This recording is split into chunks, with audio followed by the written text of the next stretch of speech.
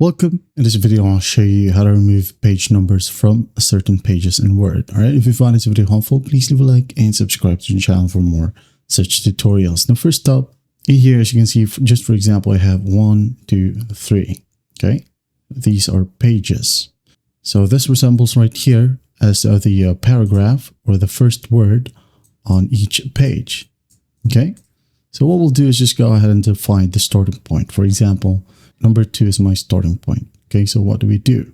First up, click on the space right here before the first word, and then go ahead and go to the top left, click on layout, and make sure to select breaks and click on continuous. Okay, another one right here, click on the first space on the word, and then breaks, continuous. Okay, do the same with the first page as well. All right, or do the same with all of your available pages right here. Okay, once that's done, double click on a header.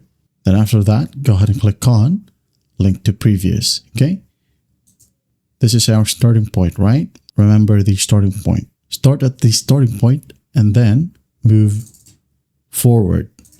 Okay, link to previews, double click, link to previews.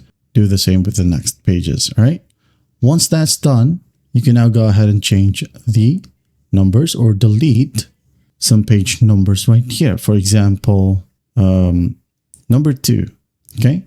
Or it could be right here at the footer. It doesn't matter, okay? Maybe number 2, I'm going to delete it. Just press backspace, okay? Double backspace and it's gone. Number 1, double backspace, it's gone. I'll start my number 1 right here.